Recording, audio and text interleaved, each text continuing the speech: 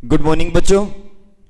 प्यारे बच्चों, हम अपने लास्ट लेक्चर में D and F block element पढ़ रहे थे, लेकिन बच्चों अभी सीबीएसई की कुछ गाइडलाइंस आई है कि तुम्हारा कुछ सिलेबस जो है वो डिलीट किया गया है, लगभग 30%। और उस 30% सिलेबस में बच्चों जो टॉपिक हम पढ़ रहे थे K2Cr2O7 और एक और कंपाउंड जिसकी हमें स्टडी करनी थी KMnO4, उनका मेथड ऑफ प्रिपरेशन और उनकी केमिकल रिएक्शन को स्किप किया गया है। सीबीएसई ने अपनी गाइडलाइन में उनको सिलेबस से हटा दिया है।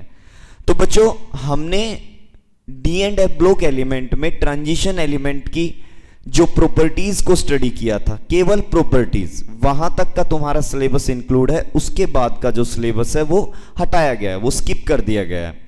अब बच्चों हमारी जो यूनिट है, हम ये समझ रहे हैं कि हमने जो सीबीएसई की जो गाइडलाइन आई है उसके अकॉर्डिंग ये समझ रहे हैं कि हमने अपनी D and F block element unit को कंप्लीट कर लिया। एफ ब्लॉक जो है वो तो कंप्लीटली ही हटा दिया गया है, केवल डी ब्लॉक रहा है अब वहां पे। ठीक है बच्चों, इसके अलावा अगर उसमें और कोई भी सुधार होगा तो बच्चों अभी तुम्हें करना क्या है, जब तुम ये नेक्स्ट यूनिट स्टार्ट करोगे उससे पहले लगभग 4 पेज को छोड़ देना है अपनी नोटबुक में, अपनी फेयर नोटबुक में 4 पेज को छोड़ देना। अगर हमें कुछ भी ऐड कराना पड़ा तो हम वहां पे उनको ऐड करा देंगे। ठीक है बच्चों, अब हम एक नई यूनिट स्टार्ट कर रहे हैं बच्चों, जो बिल्कुल डी ब्लॉक एलिमेंट से ही रिलेट करती है। और जो अगली यूनिट है हमारी वो है कोऑर्डिनेशन कंपाउंड। बच्चों एक कोऑर्डिनेशन कंपाउंड नाम पहले भी तुमने शायद सुना है, लेकिन अभी तक हम ये नहीं जानते कि कोऑर्डिनेशन कंपाउंड क्या होते हैं। जैसे हम जब डी ब्लॉक एलिमेंट यूनिट को पढ़ रहे थे बच्चों, तो वहां हमने क्या पढ़ा था, वहां हमने पढ़ा था कि जो ट्रांजिशन एलिमेंट है वो कॉम्प्लेक्स का फॉर्मेशन करते हैं, वहां हमने पढ़ा था। और मैंने तुम्हें बताया भी था कि कॉम्प्लेक्स का फॉर्मेशन क्यों करते हैं, क्योंकि उनके पास इलेक्ट्रॉन की कमी होती है और उनका जो डी ऑर्बिटल है वो वैकेंट होता है, पार्शियल फिल्ड होता है। तो कोई भी इलेक्ट्रॉन रिच स्पीसीज आके वहां डी ऑर्बिटल को ऑक्यूपाई कर सकता है। तो बच्चों जब कभी भी एक electron rich species transition element के साथ इंटरेक्ट करेगा तो बनने वाले कंपाउंड को हम कॉम्प्लेक्स बोलते हैं, कॉम्प्लेक्स या कोऑर्डिनेशन कंपाउंड। कोऑर्डिनेशन कॉम्प्लेक्स नाम भी दे देते हैं बच्चों हम इसको। तो आज हमें ये यूनिट स्टार्ट करनी है बच्चों, बहुत अच्छी यूनिट है, क्वेश्चंस बनते हैं। इवन आईआईटी और नीट में 2-2 क्वेश्चन बनने के चांस होते हैं बच्चों, बड़े अच्छे से समझना है। तुम्हारे बोर्ड के हिसाब से भी बहुत बढ़िया यूनिट है, 5 नंबर से ज़्यादा का ही काम आता है, 6 नंबर का भी आ जाता है यहाँ से। और नई गाइडलाइन में तो देखते हैं क्या होता है, क्योंकि तुम्हारी लगभग 3 यूनिट को तो परमानेंटली हटा दिया है। अब हमारा सिलेबस बहुत छोटा रह गया, बहुत बड़ा सिलेबस अब नहीं रहा है। चलो बच्चों अब सुनो जरा ध्यान से, हमें सबसे पहले यही देखना है कि कोऑर्डिनेशन कंपाउंड होता क्या है, किसको हम बोलेंगे कोऑर्डिनेशन कंपाउंड। तो बच्चों ध्यान से समझना एक बात, कोऑर्डिनेशन कंपाउंड क्या होते हैं। देखो मैंने क्या किया, मेरे पास एक सॉल्ट था, ये सॉल्ट है हमारे पास COCl3, कोबाल्ट का क्लोराइड था, और इसमें मैंने मिला दिया अमोनिया। क्या मिला दिया बच्चों? अमोनिया। ध्यान से समझना, देखो बच्चों ये जो कोबाल्ट है हमारा ट्रांजिशन एलिमेंट है, हम जानते हैं। और ये हमारा जो अमोनिया है ना, अमोनिया में नाइट्रोजन जो है, नाइट्रोजन का नंबर 7 होता है। 7 नंबर का मतलब इसके वैलेंस सेल में 5 इलेक्ट्रॉन है। 7 नंबर का बाद मतलब यही हुआ ना, इलेक्ट्रॉनिक कॉन्फ़िगरेशन जब मैं लिखूंगा तो 1s2 2s2 2p3। तो इसका जो वैलेंस सेल है उसमें s में 2 और p में 3 इलेक्ट्रॉन है। पहले वाले में 2 इलेक्ट्रॉन आते हैं, दूसरे में 8 आते हैं। तो बच्चों इसकी कॉन्फ़िगरेशन तो 2 5 ही हुई। इसके वैलेंस सेल में 5 इलेक्ट्रॉन है, 5 में से 3 इलेक्ट्रॉन तो खर्च हो गए हैं हाइड्रोजन के साथ बॉन्ड बनाने में, 2 इलेक्ट्रॉन बच गए। और 2 इलेक्ट्रॉन बचने का मतलब बच्चों इसके पास एक लोन पेयर है। और मैंने जब मैं तुम्हें पढ़ा रहा था D and F block element, तो वहां पे प्रॉपर्टीज जब कराई तो मैंने एक स्पीसीज के बारे में बताया था, लिगेंड। मैंने कहा था लिगेंड वो होता है जो इलेक्ट्रॉन रिच होता है। और हमारी केमिस्ट्री में हम इलेक्ट्रॉन रिच किसको बोलते हैं बच्चों?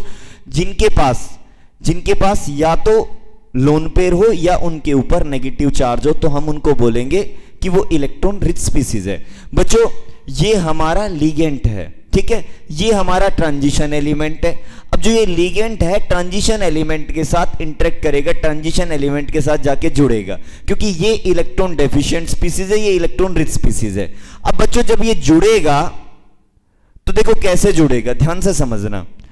हर ट्रांजिशन एलिमेंट की अपनी एबिलिटी होती है, हर ट्रांजिशन, अलग अलग ट्रांजिशन एलिमेंट की अपनी एक यूनिक एबिलिटी होती है कि वो कितने लिगेंड को अपने साथ अटैच करेगा, ठीक है। ऐसा देखो, जो लिगेंड अटैच होते हैं ना किसी भी ट्रांजिशन एलिमेंट के साथ, उनका नंबर फिक्स होता है कि कौन सा ट्रांजिशन एलिमेंट कितने लिगेंड को अपने साथ अटैच करेगा। इसके बारे में एक साइंटिस्ट था, बहुत अच्छी थ्योरी दी उसने, साइंटिस्ट का नाम था वर्नर, और वर्नर ने एक थ्योरी दी थी। वर्नर ने ये कहा था कि जो ये ट्रांजिशन एलिमेंट है इनकी दो तरह की वैलेंसी होती है, एक होती है प्राइमरी वैलेंसी, एक होती है सेकेंडरी वैलेंसी। प्राइमरी वैलेंसी जैसे COCl3, जो एक क्लोरीन जुड़ा हुआ है इस कोबाल्ट के साथ, ये क्लोरीन इसकी प्राइमरी वैलेंसी है, मतलब ये डिनोट कर रहा है कि इसके ऊपर +3 चार्ज आएगा, क्योंकि क्लोरीन के ऊपर -1 तो इसके ऊपर +3 चार्ज आएगा। ये क्लोरीन इसकी प्राइमरी वैलेंसी है। और सेकेंडरी वैलेंसी जो होती है ना वो स्ट्रक्चर डिसाइड करती है। और बच्चों जो सेकेंडरी वैलेंसी निकाली जाती है ना वो इस बेस पे निकाली जाती है कि कौन सा ट्रांजिशन एलिमेंट कितने लिगेंड को अपने साथ अटैच करेगा, ठीक है। और ये हम बाद में बड़े अच्छे से समझेंगे, अभी तो हमें केवल डेफिनेशन समझनी है कि कोऑर्डिनेशन कंपाउंड होता क्या है। तो बच्चों क्या हुआ, कोबाल्ट जो होता है ना, अभी मैं डायरेक्ट बता रहा हूं, कोबाल्ट अपने साथ 6 लिगेंड को अटैच करता है, इसकी सेकेंडरी वैलेंसी 6 होती है। तो बच्चों क्या किया, 6 NH3 लिए मैंने, और कोबाल्ट ने बनाया CONH36, और ये ब्रैकेट में मैंने बंद कर दिया, और ये वाला Cl3 मैंने लास्ट में लिख दिया, ठीक है बच्चों। बच्चों ये एक कोऑर्डिनेशन कंपाउंड है या नहीं अभी फाइनल नहीं हुआ, अभी देखना आगे मुझे क्या करना है। मैंने इसको डिसोल्व कर दिया वाटर के अंदर, डिसोल्व इन वाटर, ठीक है, पानी के अंदर डिसोल्व कर दिया।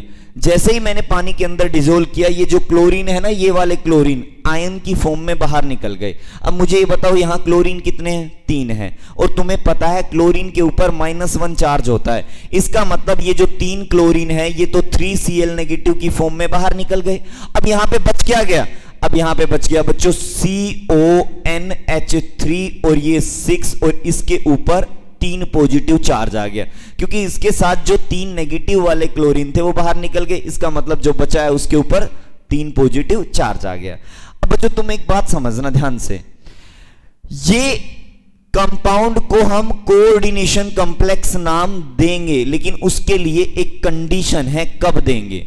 देखो कोऑर्डिनेशन कॉम्प्लेक्स क्या होता है, the complex which is form by 2 or more stable compound. ये देखो दोनों ही स्टेबल कंपाउंड होते हैं, इन दोनों स्टेबल कंपाउंड के कॉम्बिनेशन से ये बना है।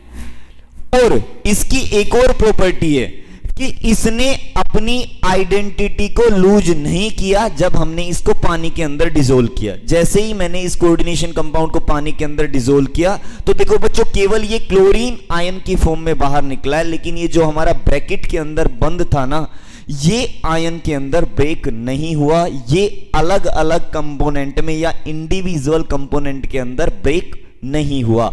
इसका मतलब इसने अपनी आइडेंटिटी को लूज नहीं किया, ये जैसा पहले था अब भी वैसा ही है, यानी कि पानी के अंदर भी इसने अपनी प्रॉपर्टी को रिटेन किया हुआ है। बच्चों ऐसे कंपाउंड को हम नाम देते हैं कोऑर्डिनेशन कॉम्प्लेक्स। अभी मैं तुम्हें देखो और समझाता हूं, ध्यान से समझना।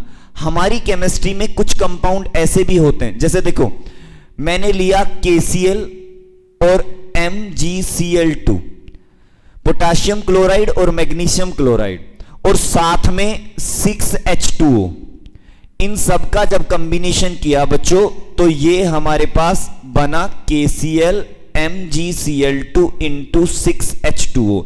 बच्चों इसको बोलते हैं कार्नेलाइट, मेनली फर्टिलाइजर में इसका यूज किया जाता है। कार्नेलाइट बना बच्चों, जो ये बना देखो अभी अगर मैं इन दोनों को देखूं तो दोनों में सिमिलरिटी है। ये जो बना है कैसे बना है, दो या दो से ज्यादा स्टेबल कंपाउंड के कॉम्बिनेशन से। ये कैसे बना है, कार्नेलाइट कैसे बना है, दो या दो से ज्यादा स्टेबल कंपाउंड के कॉम्बिनेशन से बना है। लेकिन बच्चों कहानी में अंतर कब आता है कि जैसे ही मैंने इसको पानी के अंदर डिसोल्व किया, डिसोल्व इन वाटर, मैंने इसको पानी के अंदर डिसोल्व किया, जैसे ही मैंने इसको पानी के अंदर डिसोल्व किया तो देखो बच्चों यहां पे क्या हुआ, ये जो KCl है अपने आयन में टूटा, K पॉजिटिव और Cl नेगेटिव।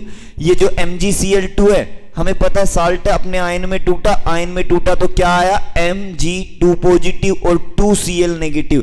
हालांकि हम सारे Cl नेगेटिव को इकट्ठा भी लिख सकते हैं ऐसे कि टोटल कितने Cl नेगेटिव, 3 Cl नेगेटिव, ठीक है, और पानी तो अलग हो जाएगा यहां से।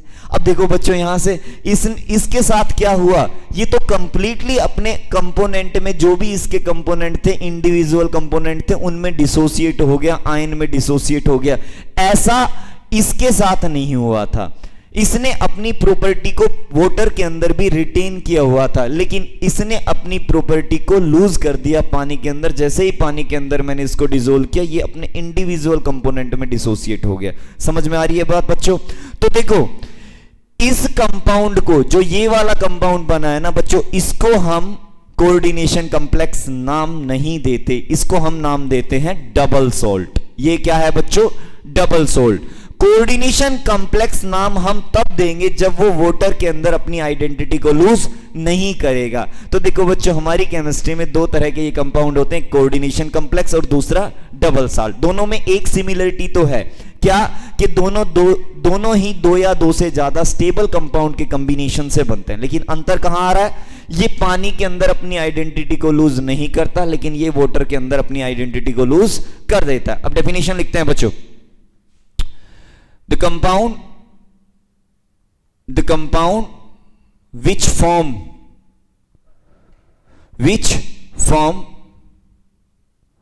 by combination of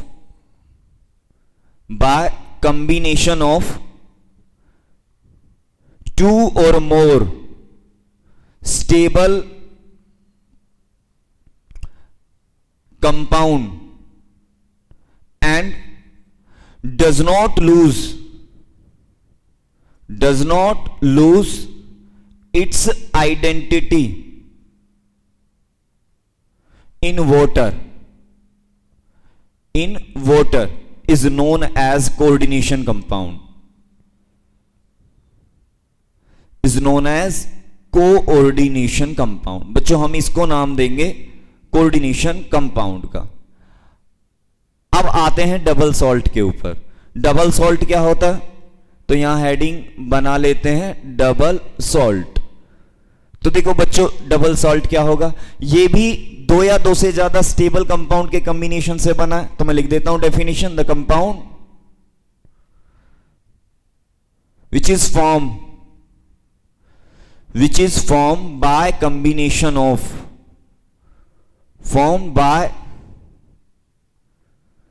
combination of two or more stable compound and lose its identity in water, जो पानी के अंदर अपनी आइडेंटिटी को लूज कर देता है, is known as double salt. इसी को हम बच्चों नाम देते हैं डबल सॉल्ट का। सही बात है, समझ में आ गई है, क्लियर है? चलो अब सुनो इसके आगे की कहानी क्या है बच्चों। ये हमारा सबसे पहला पॉइंट था, हमें कंफ्यूज बिल्कुल नहीं होना है डबल सॉल्ट में और कोऑर्डिनेशन कॉम्प्लेक्स में। चलो इसको हटा देता हूं, मैं साफ कर देता हूं।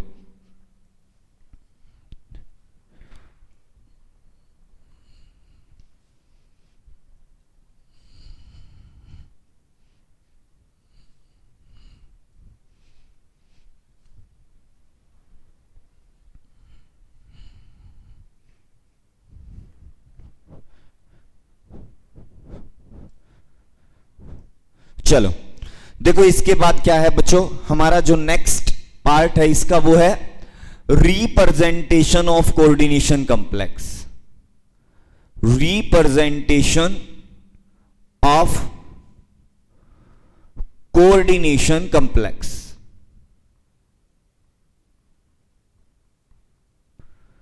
देखो बच्चों ध्यान से समझना, और ये जो रिप्रेजेंटेशन है कोऑर्डिनेशन कॉम्प्लेक्स की, इसको अच्छे से समझना है, क्योंकि पूरी जो यूनिट चलेगी ना हमारी बच्चों इसी बेस पे चलेगी। हमें इसको अच्छे से पकड़ना है कि कोऑर्डिनेशन कॉम्प्लेक्स के अंदर कौन सा नेगेटिव चार्ज आयन होता है, कौन सा पॉजिटिव चार्ज आयन होता है। तो ध्यान से समझना बच्चों, किसी भी कोऑर्डिनेशन कॉम्प्लेक्स को रिप्रेजेंट करने का ये तरीका होता है MLN AXBY। ठीक है, A के नीचे X है और ये B के नीचे Y है, ये B और ये Y।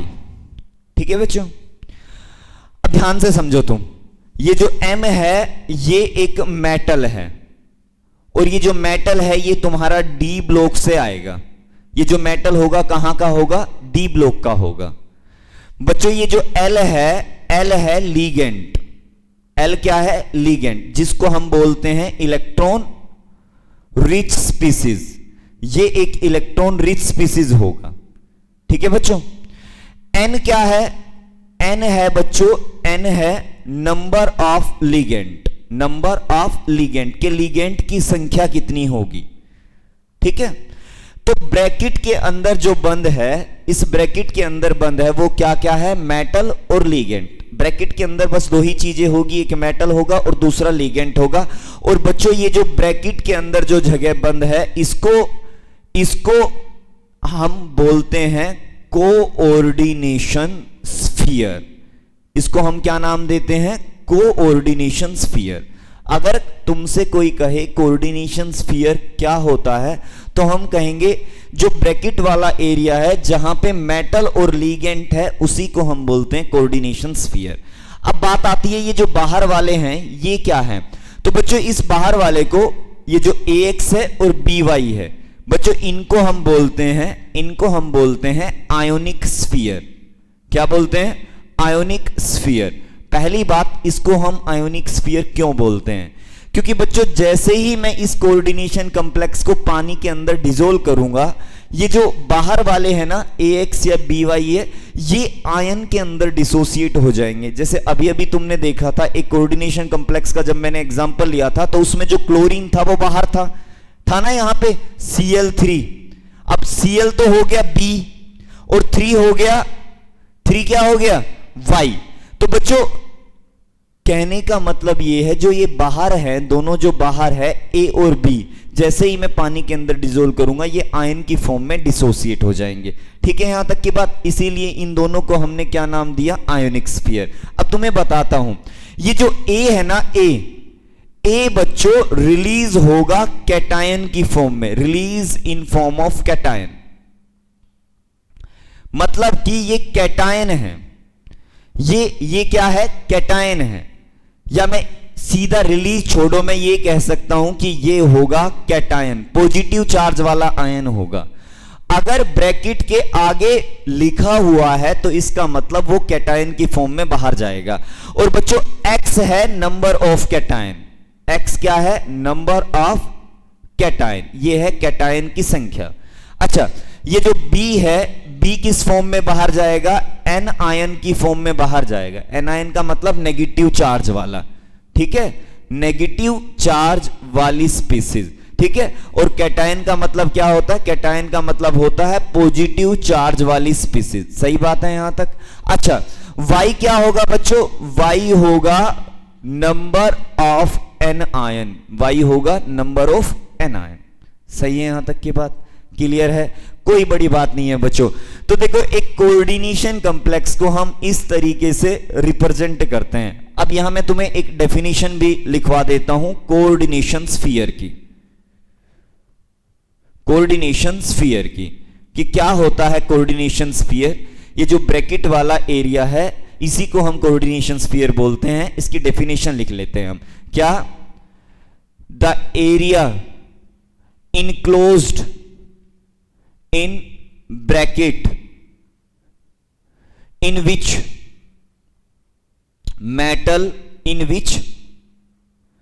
metal link with link with ligand is known as coordination sphere, is known as coordination sphere।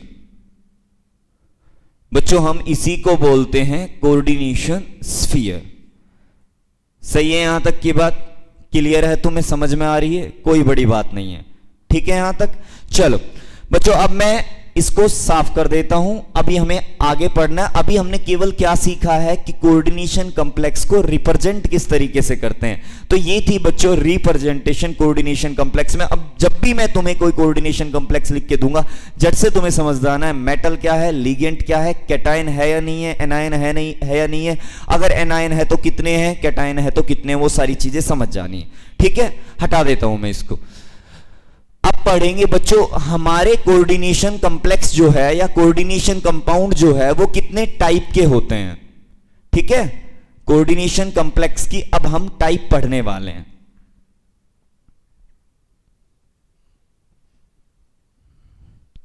चलो बच्चों देखो, अब हम पढ़ने वाले हैं types of coordination complex.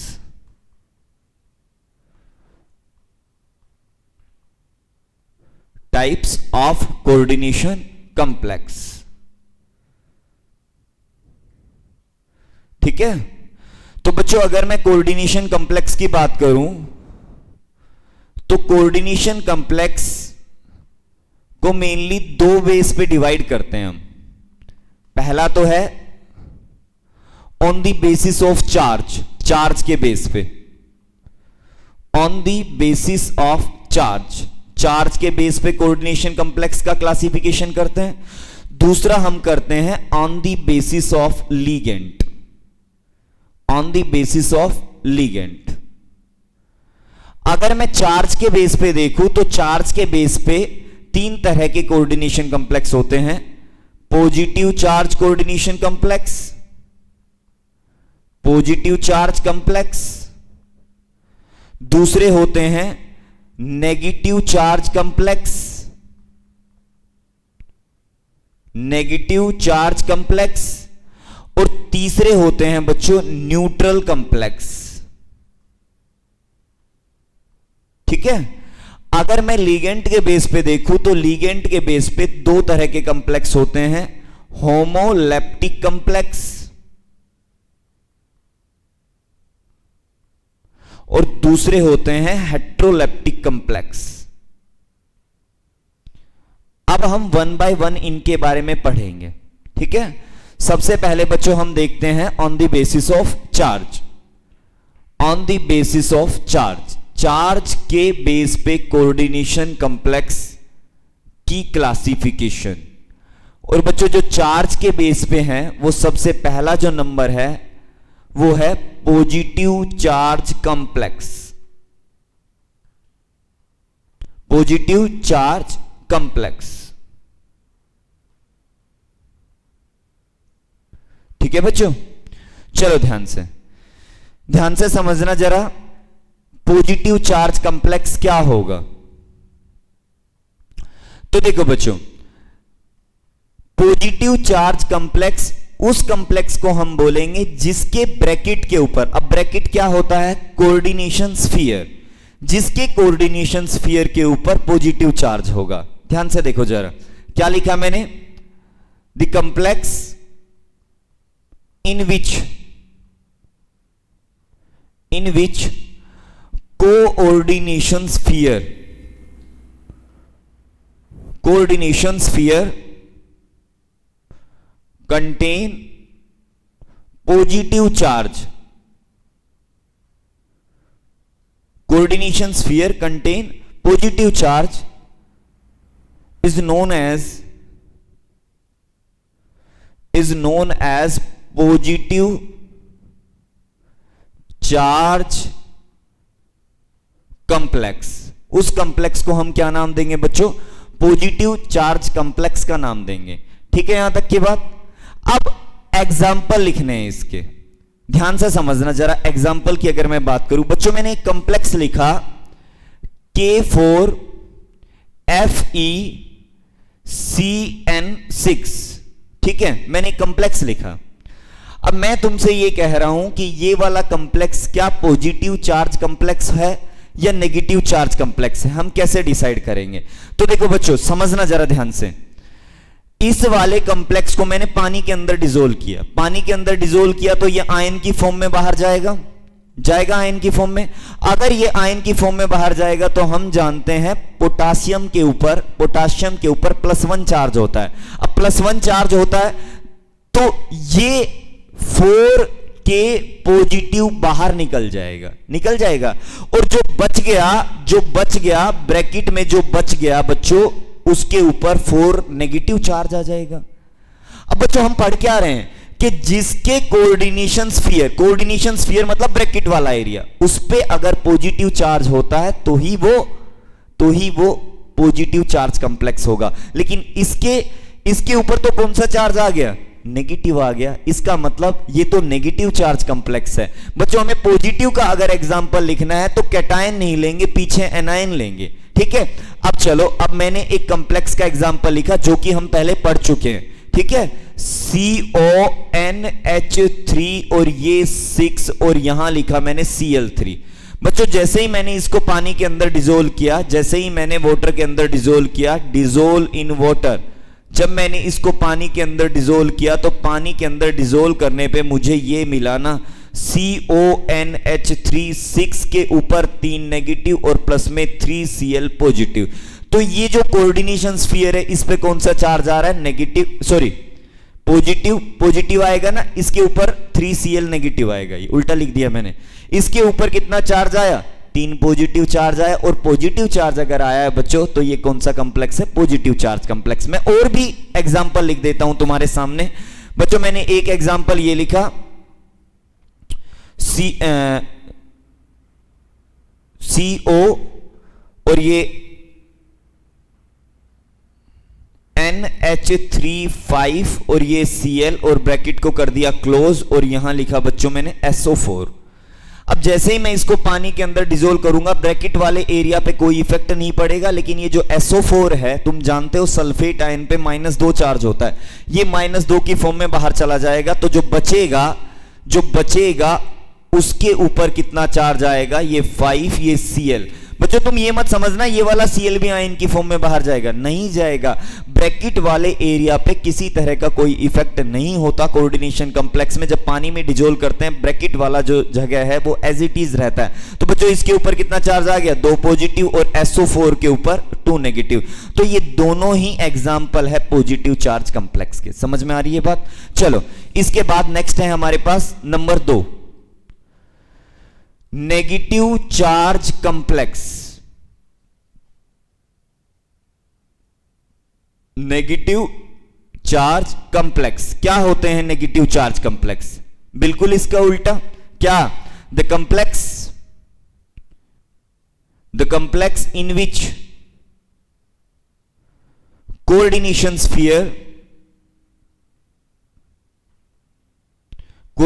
Sphere contain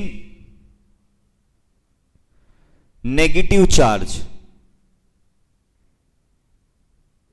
is known as negative charge complex। इसको बच्चों हम क्या नाम देंगे? नेगेटिव चार्ज कंप्लेक्स का नाम देंगे।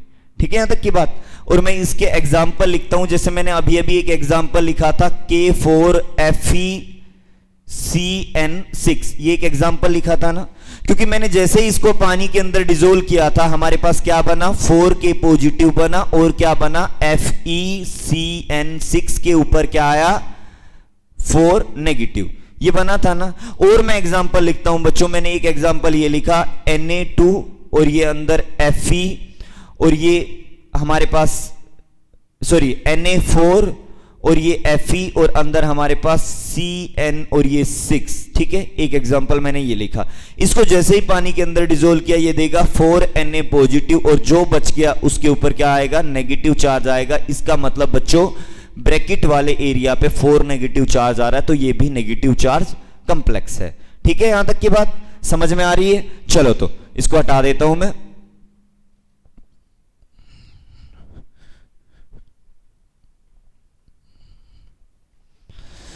चलो बच्चों, अब देखो नेक्स्ट हमारे पास इसके बाद क्या आता है। इसके बाद नंबर 2 है हमारे पास, सॉरी नंबर 3 है हमारे पास न्यूट्रल कंप्लेक्स। Neutral complex. अब देखो न्यूट्रल कंप्लेक्स क्या होता है, ध्यान से समझना। एक ऐसा कंप्लेक्स जिसके कोऑर्डिनेशन स्फीयर के ऊपर कौन सा चार्ज होगा, कोई चार्ज नहीं होगा, ना ही पॉजिटिव ना ही नेगेटिव, क्योंकि पॉजिटिव था तब तो पॉजिटिव चार्ज कंप्लेक्स था, नेगेटिव था तो नेगेटिव चार्ज कंप्लेक्स। अगर चार्ज नहीं है तो वो कैसा होगा, न्यूट्रल कंप्लेक्स। तो मैं यहां लिख देता हूं बच्चों, the complex in which coordination sphere does not contain any charge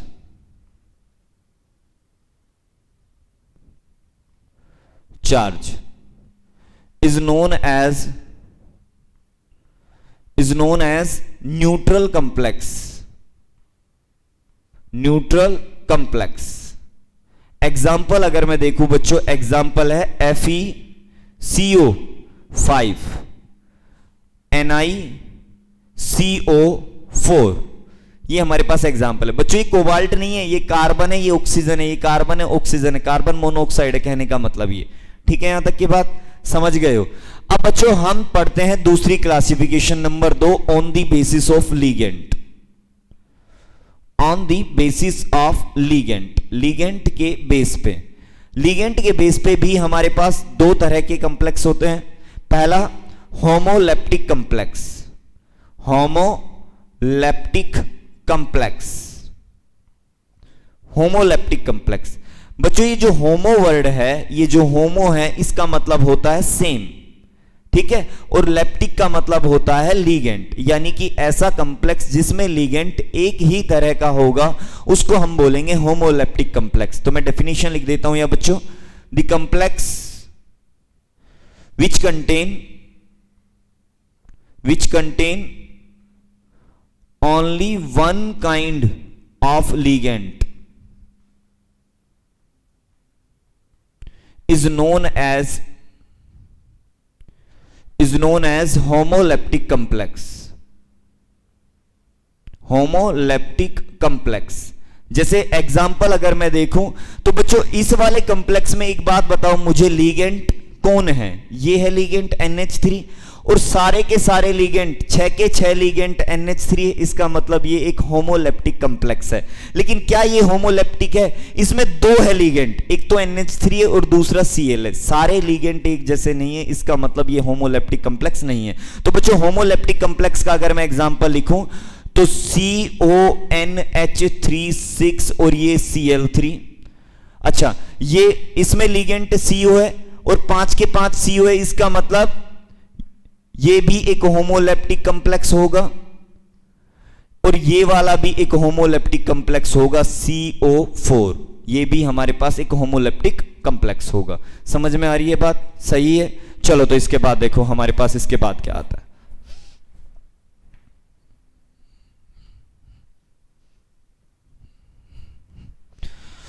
देखो इसके बाद नेक्स्ट जो है नंबर 2 जो है वो है हेट्रोलेप्टिक कंप्लेक्स।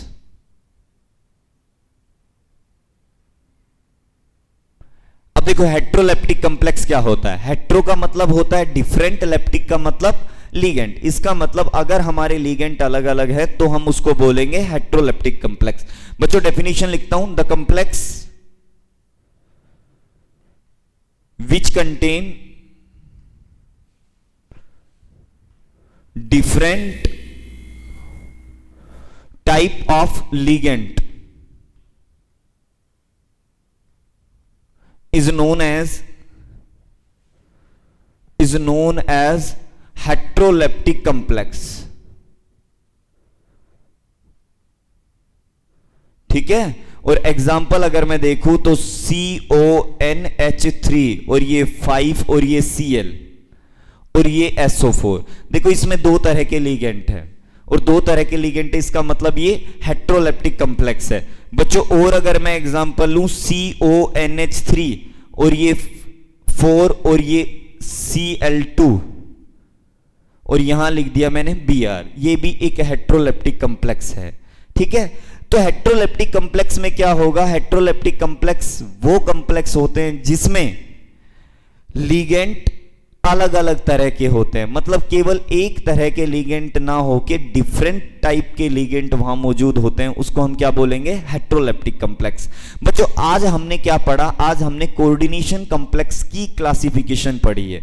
अब जब नेक्स्ट हमारा लेक्चर होगा उसमें इस यूनिट को हम आगे बढ़ाएंगे, लिगेंड के बारे में स्टडी करेंगे और फिर बड़े अच्छे अच्छे कोऑर्डिनेशन कंपाउंड की हम स्टडी करेंगे, उनके स्ट्रक्चर पढ़ेंगे, उनकी प्रॉपर्टीज को पढ़ेंगे। बच्चों अच्छे से समझना है, और जो मैंने बताया है अभी तुम्हें D and F block element के बारे में कि तुम्हें कहां तक पढ़ना है बच्चों, उस पर फोकस करना है। ठीक है, थैंक यू।